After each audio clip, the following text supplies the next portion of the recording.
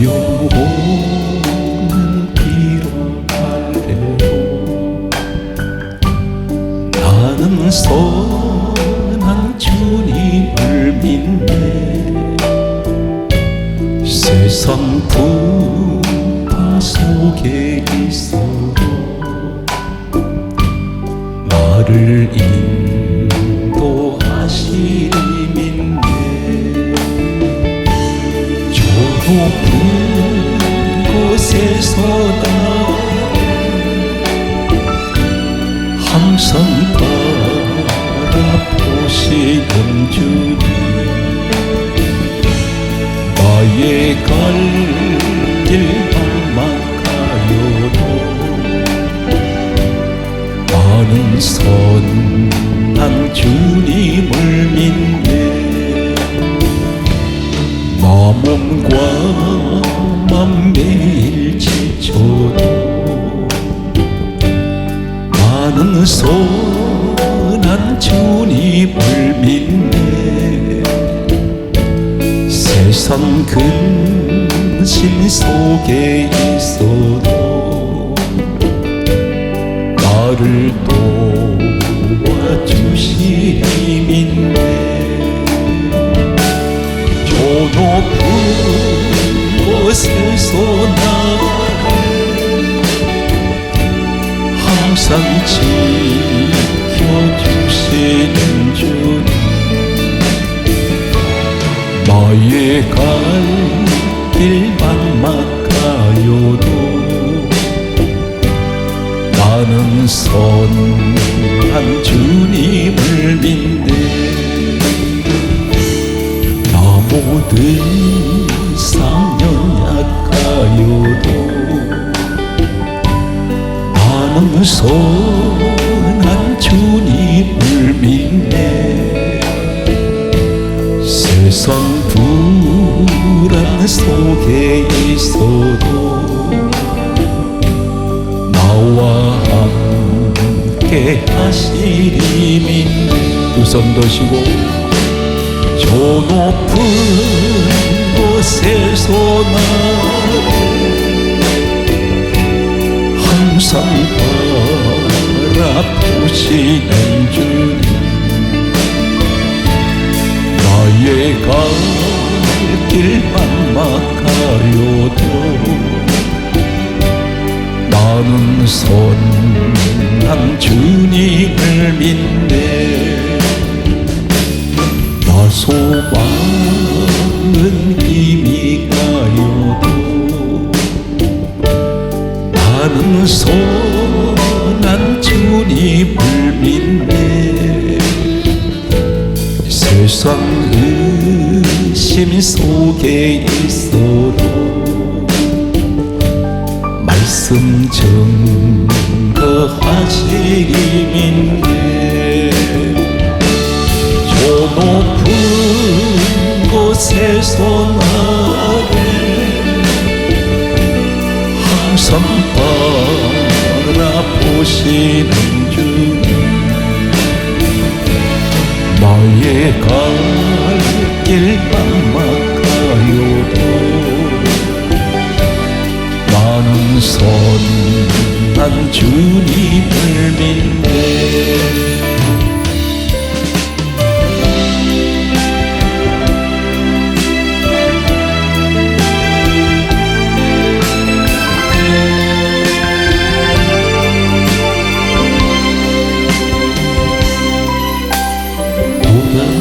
인생길 힘겨운 오늘도 예수 내 마음 마시네. 지나간 아픔도 마주할 세상도 예수 내 마음 마시네. 고단한 인생길 힘겨운 오늘도 예수 내 마음 마시네. 지나간 아픔도 마주할 세상도 예수 내 마음 마시네 믿음의 눈 들어 주를 보리 이 또한 지나가리라 주어진 내 삶의 시간 속에 주의 뜻 알게 하소서 하루를 살아도 기쁨으로 가리 예수 늘 함께 하시네 후회도 염려도 온전히 맡기리 예수 늘 함께 하시네 믿음의 눈 들어 주를 보리 이 또한 지나가리라 주어진 내 삶의 시간 속에 주의 뜻 알게 하소서 믿음의 눈 들어 주를 보리 이 또한 지나가리라 주어진 내 삶의 시간 속에 주의 뜻 알게 하소서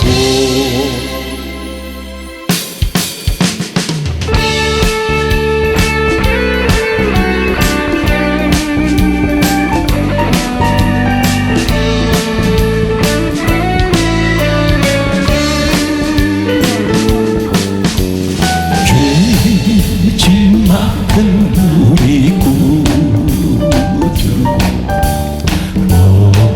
어찌 좋은 친구인지 걱정 근심 무거운지 우리 주께 맡기세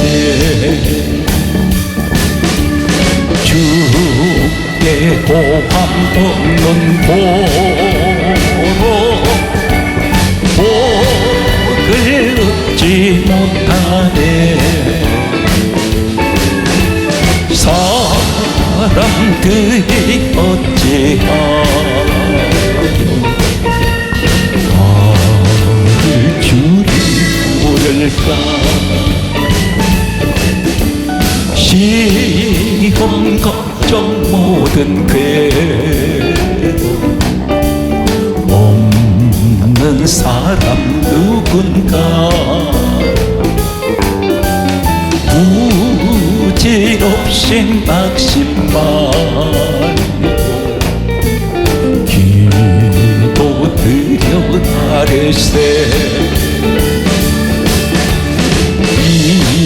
이런 진실 아신지 찾아볼 수 있을까 우리 약한 마시오 어찌하니 다를까 근심 걱정 무거운지 아니 진짜 누군가 비난처럼 우리 예수 주께 기도드리세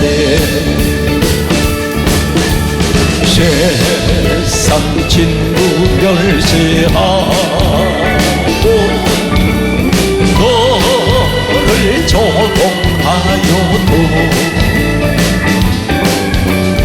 예수 품에 안기어서 참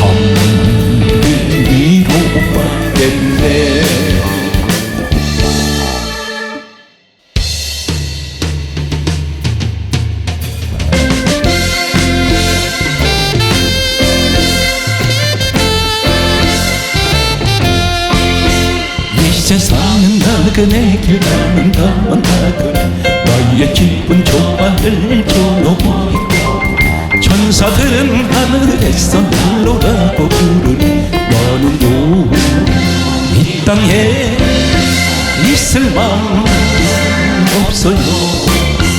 이 세상 나의 집은 아니오. 우리 구주 머지않아 다시 오실 때 천사들은 하늘에서 날로라고 부르니 나는요 이 땅에 있을 마음 없어요. 이 세상은 고독, 불안, 슬픔, 괴로운 세상 나의 주님 의지할 것밖에 없어요. 앞에 가신 성도들의 순교 정신 따라서 jon한 몸이나마 싸워서 가리라. 이 세상 나의 집은 아니오. 우리 구주 머지않아 다시 오실 때 천사들은 하늘에서 날로라고 부르니 나는요 이 땅에 있을 마음 없어요. 이 세상은 어젯밤의 꿈과 같은 천막길 그게 뿐만 저마다 불거품 같고 폐하에서 바람 잡는 것과 같이 흔들리 나는요 주님만 섬기고 살래요. 이 세상 나의 집은 아니오. 우리 구주 머지않아 다시 오실 때 천사들은 하늘에서 날로라고 나는요 이 땅에 있을 마음 없어요.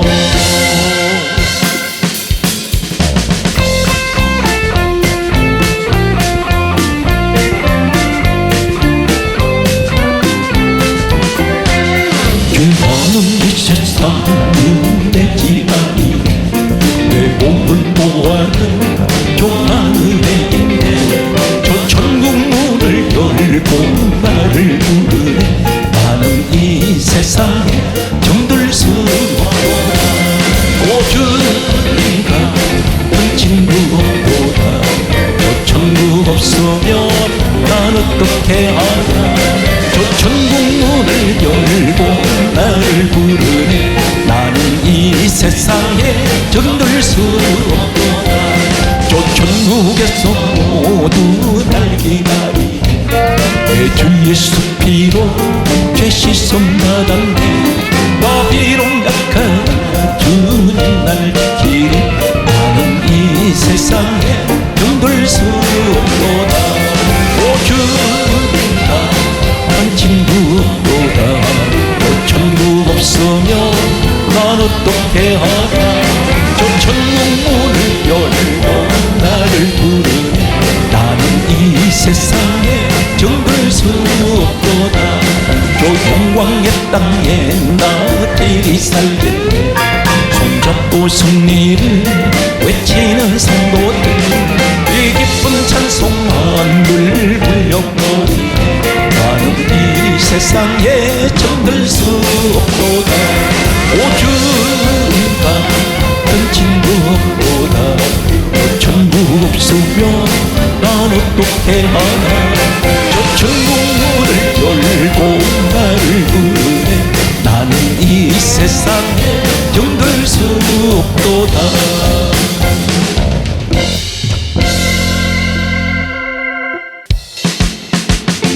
내 구주 예수를 더욱 사랑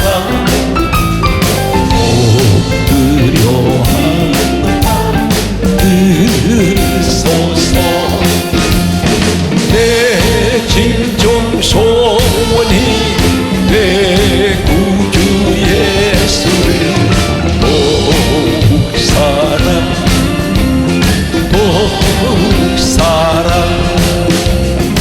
이 좁은 세상 난 기뻤어도 지금 내 기쁨은 오직 예수.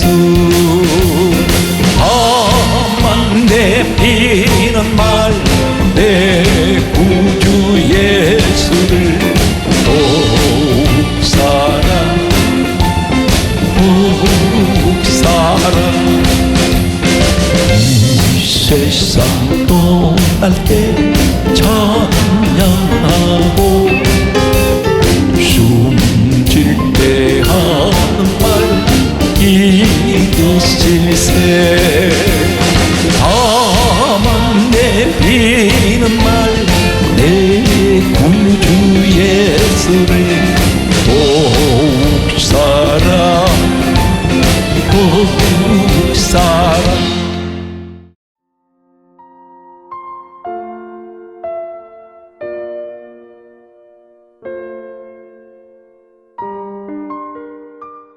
교회를 오랫동안 다니시고 늘 기도로 열심히 하시고 믿음 생활 열심히 한다고 하는데 정작은 구체적으로 예수님에 대한 감사가 인색합니다.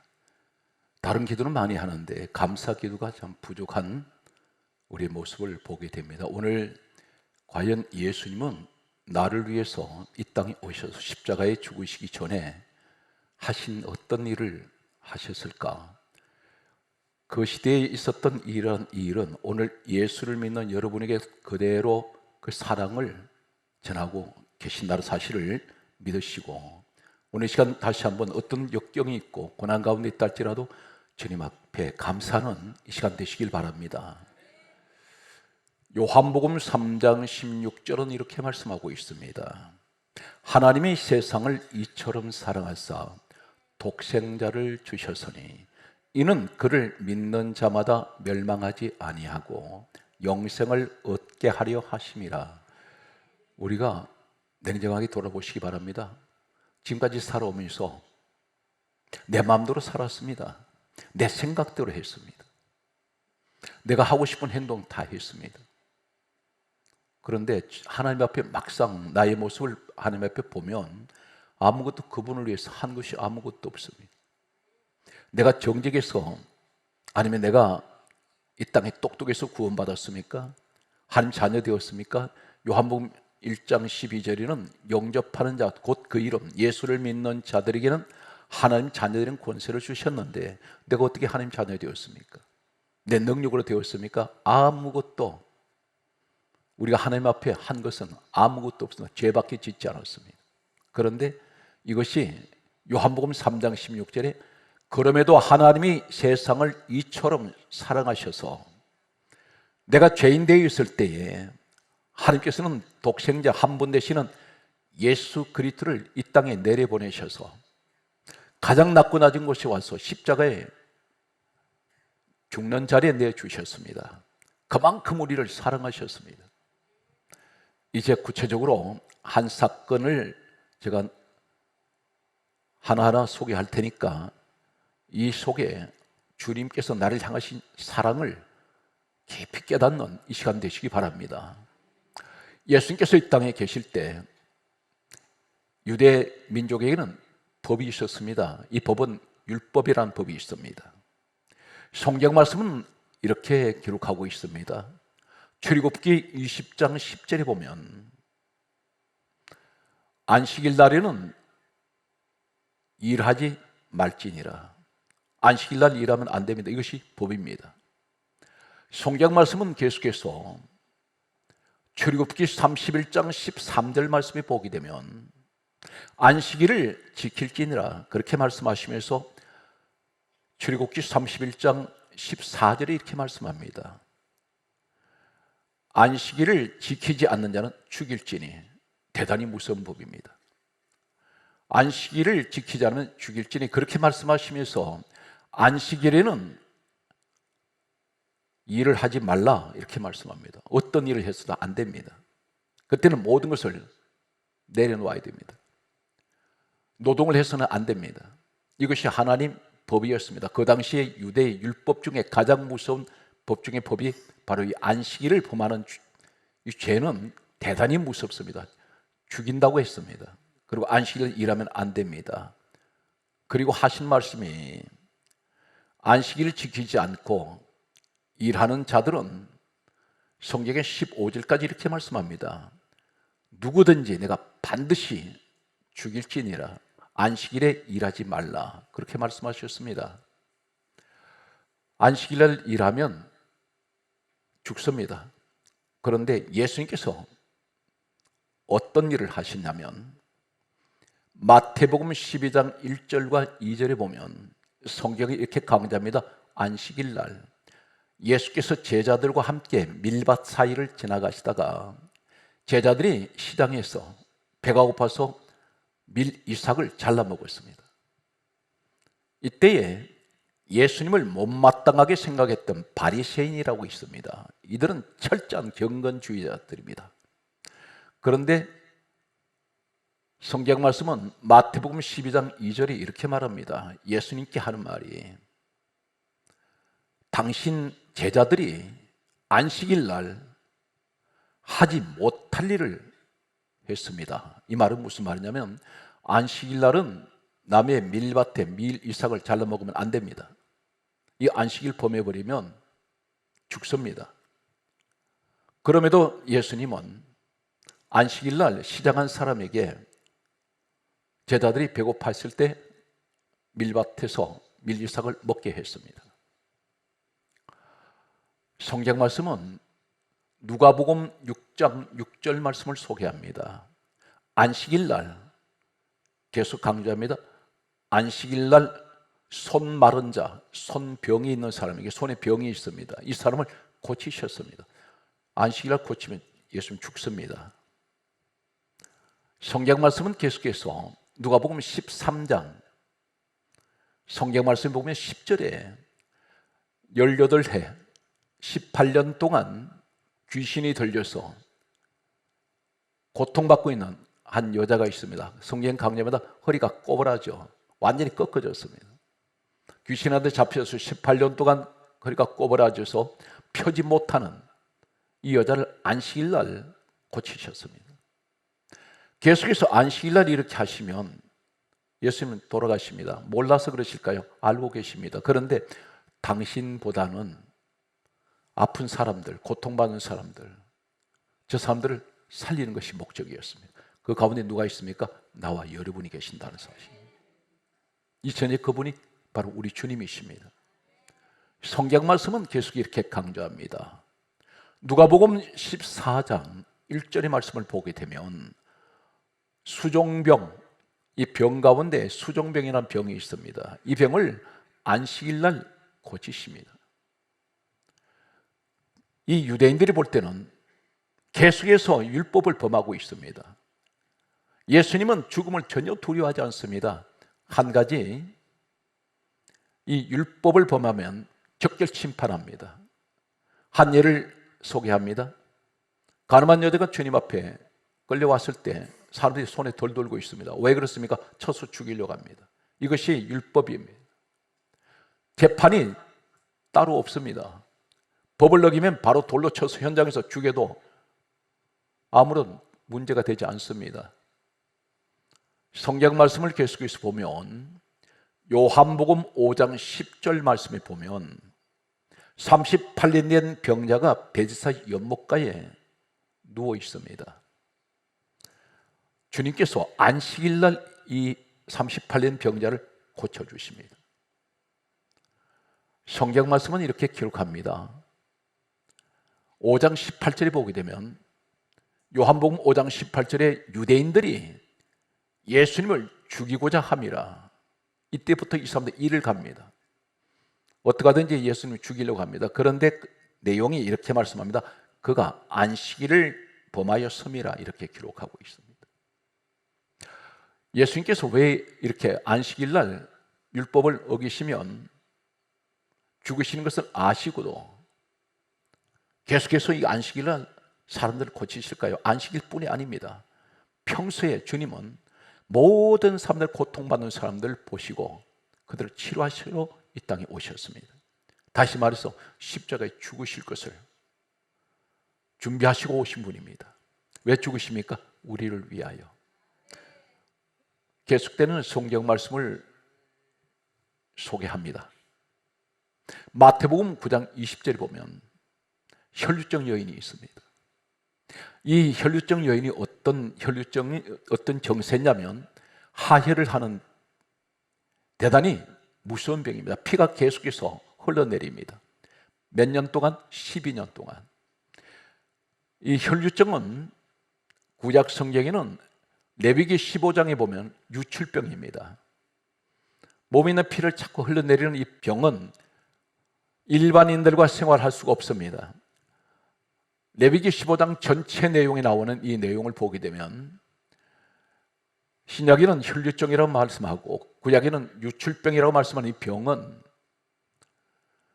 이 병을 앓고 있는 사람이 앉아있는 자리든지 입고 있던 옷이든지 음식을 먹는 그릇이든지 모든 이 유출병, 혈류증을 가지고 있는 사람이 사용하는 모든 물건을 건드리면 부정해져 버립니다. 부정하면 율법을 범한 자가 됩니다. 가까이 하면 안 됩니다. 그래서 이 혈류증 여인은 성 밖에 격리가 됩니다. 나병하고 유출병 환자는 일반인들과 생활할 수가 없습니다.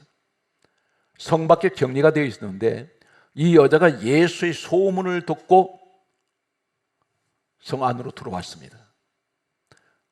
12년 동안 12해 동안 유출병으로 혈류증으로 고통받은 이 여자는 피가 일정량의 몸에서 모자라면 바로 오는 것이 빈혈이나 어지럼증이 오게 됩니다. 그리고 사람이 피가 모자랄 때 12년 동안 피를 흘려냈다고 생각해 보시기 바랍니다. 수혈을 한 여자가 아닙니다. 이 여자가 어쩌면 기어다녔다시피 해서 가까스로 예수님을 찾아왔는지 모릅니다. 이 여자가 부정한 여자입니다. 그런데 물이 부족한 이곳에서 몸을 제대로 씻기나 했겠습니까? 자기 몸도 가누지 못하는 상태에서 예수님 뒤로 가서 옷까지 손댔습니다. 우리 예수님이 누구신지 아십니까? 고린도 후서 5장 21절에 죄를 알지도 못하시는 분이라 했습니다. 죄가 무엇인지 모르십니다. 그런데 이 여자가 손을 댈 때 예수님 몸이 부정해져 버렸습니다. 손에 접촉하면 안 됩니다. 그런데 혈류증 여자가 예수님 몸을 접촉을 해버렸습니다. 그런데 예수님이 알고 계세요. 나중에 하실 말씀이 누가 내 옷에 내 몸에 손대느냐 능력이 나간 줄을 아시고라고 말씀합니다. 그럼에도 책망하지 않습니다. 이 여자가 자신인 것을 고백할 때 여자야 내 믿음이 커도다 내 소원대로 되라 치료돼 버립니다.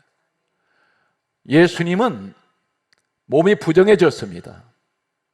죄를 알지 못하시는 그분이 부정해질 때에 율법을 범한 죄가 되어버립니다. 성경 말씀을 계속해서 보면 장소를 옮겨가겠습니다. 놀라운 사실은 민수기 19장 11절에 보면 시체를 만지면 부정하게 됩니다. 율법을 범한 자가 됩니다. 예수님은 안식일 날 병자 고치시고 그리고 부정한 자 혈류증 여자가 몸에 손대는데도 내버려 두십니다. 그리고 다 치료됩니다. 이번에는 민수기 19장 11절에 시체를 만지는 자는 부정할지니 율법을 범한 자가 되는데 예수님께서 성경 말씀을 보게 되면 친히 마태복음 9장 25절에 보면 한 소녀가 죽었습니다. 싸늘하게 시체가 되어 있는 이 소녀의 손을 예수님 잡으세요. 이 아이가 살아나 버립니다. 예수님께서 부정한 시체를 만지셨습니다. 율법을 범해서 버렸습니다.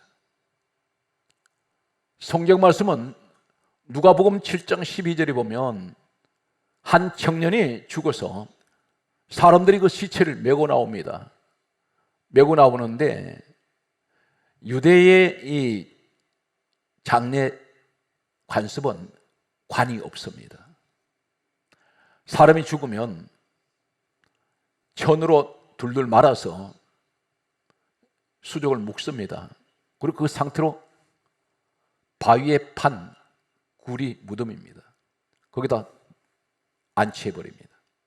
그런데 예수님께서 이 청년의 시체가 사람들이 메고 나올 때에 앞에 가로막고 서십니다.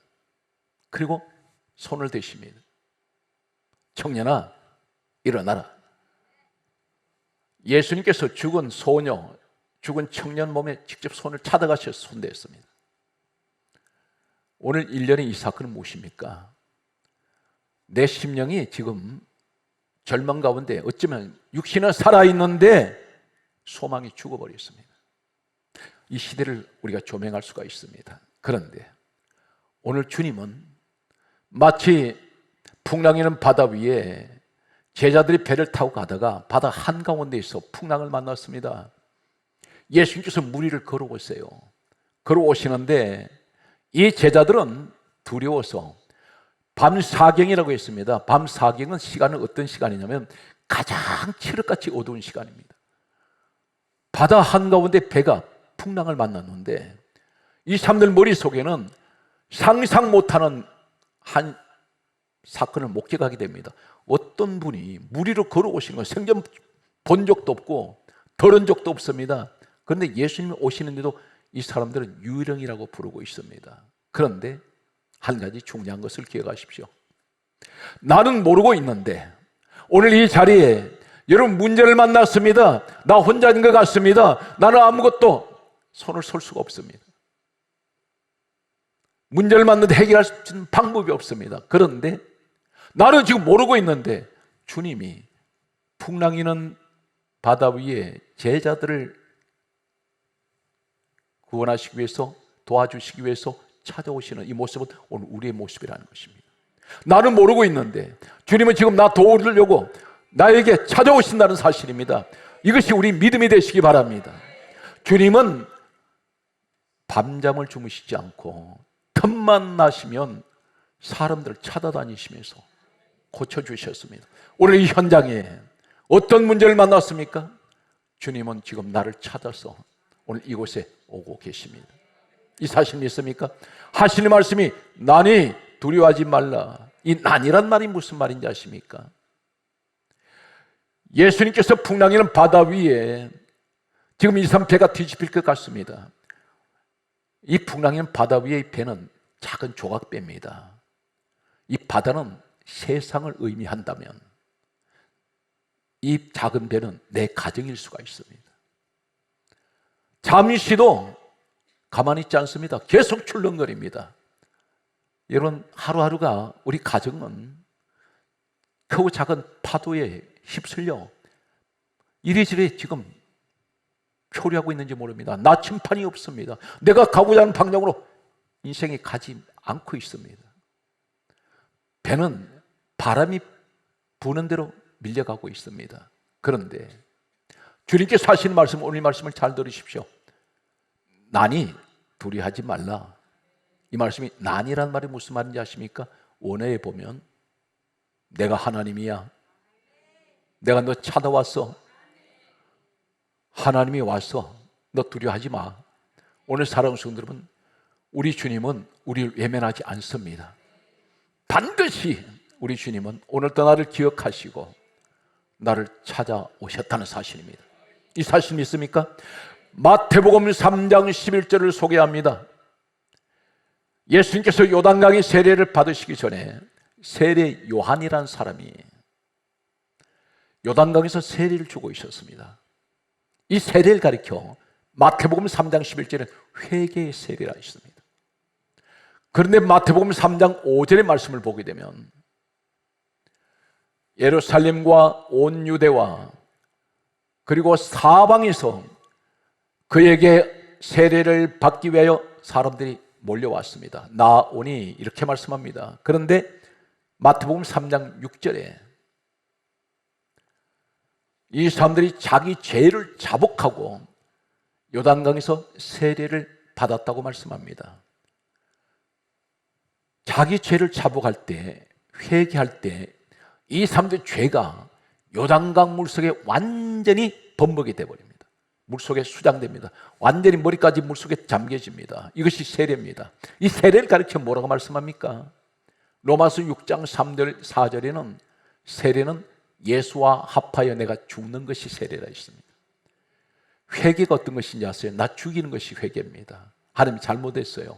육신의 것을 회개한다. 뉘우치는 것이 아니라 회개는 돌이킬 개자를 씁니다.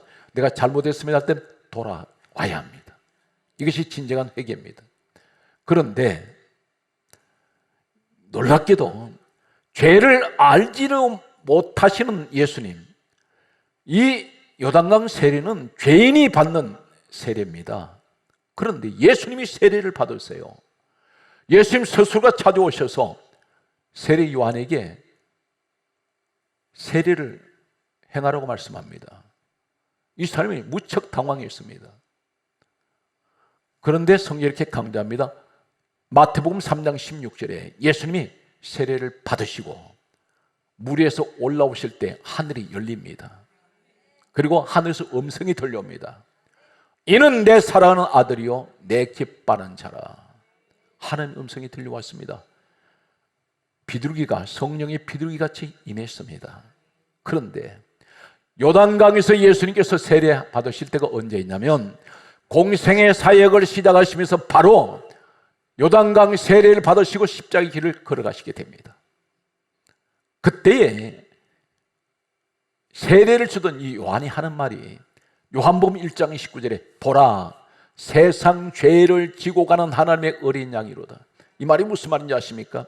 요단강 물속에 동서남북에서 수많은 사람들이 와서, 죄인들이 와서 세례를 받을 때 머리부터 발끝까지 완전히 물에 잠겨 있을 때에 이 속에는 온갖 더러운 죄로 범벅이 되어버렸습니다. 오늘 믿음 안에서 보면 영적으로 나도 그곳에 내 죄가 수장되어 있더라는 것입니다. 그런데 예수님께서 죄를 알지 못하는 그분이 십자가에서 죽으시기 위해서 가장 먼저 요단강에서 이제 십자가의 길을 걸어가시는데 물속에 완전히 잠겨질 때 온갖 더러운 죄들이 다 달라붙어 버렸습니다. 예수님께 다 뒤집어 씌워집니다. 물속에 잠겨지실 때 이 죄의 짐을 지고 가실 때 세례 요한 입에서 그 말이 터져 나왔습니다. 보라 세상 죄를, 나의 죄를 지고 가시는 어린 양 예수로다. 오늘 본문은 갈라디아 3장 13절에 말씀합니다. 예수 그리스도께서는 우리를 위하여, 따라서 나를 위하여 저주를 받은 바 되사 저주 받으셨습니다. 저주는 누가 받아야 됩니까? 죄는 내가 다 저질렀습니다. 온갖 쾌락과 온갖 탐심, 세상 정욕, 사람들이, 우리가 이 자리에 너나 할 것 없이 우리는 솔직히 고백합니다. 지금까지 지나왔던, 살아왔던 뒷발자국을 돌아봤더니 이건 사람들한테 끄집어낼 수 없을 만큼 더러운 죄들로 범벅이 되어 있습니다. 이 무거운 온 인류의 죄의 짐을 예수님이 대신 짊어지셨습니다. 그 무거운 인류의 짐을 지시고 십자가에 오르셔서 그분은 못 박혔습니다. 오늘 여기에서 갈라디아 3장 16절을 말씀합니다. 그리스도께서는 우리 죄를 위하여 저주를 받은 바 되사 따라서요 율법의 저주에서 우리를 속량하셨느니라. 속량이라는 말이 값을 치루었다는 것입니다. 돈으로 치룬 것이 아닙니다. 예수님 몸으로 내 죄값을 대신 치루셨어요. 이것이 바로 십자가입니다. 어떤 어려움이 있습니까? 지금 어떤 고민이 있습니까? 한 가지 냉정하게 생각하시기 바랍니다. 이 땅에 어떤 어려운 고민도 반드시 시간이 지나면 우리가 살아가는 이 땅은 한시적입니다. 시한부입니다. 언젠가는 이 땅을 떠나는데 떠나는 순간 이 땅의 모든 고난도 끝이 나버립니다.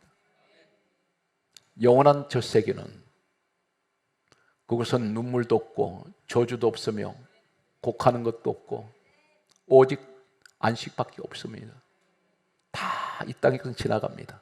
사는 순간으로 한 가지 우리는 어떤 모습이 되어야 됩니까? 예수 그리스도를 위해서 우리는 기도해야 합니다. 그분 은혜에 감사해야 됩니다. 하루에 단 한 번이라도 우리는 주님 은혜 안에 감사해야 됩니다. 짜증스럽고 원망스럽고 불평밖에 없는 환경이 할지라도 하나님 그 가운데서 감사하는 사람이 기적을 만드는 사람입니다. 이 사람이 진정한 믿음의 사람인 것을 믿습니까?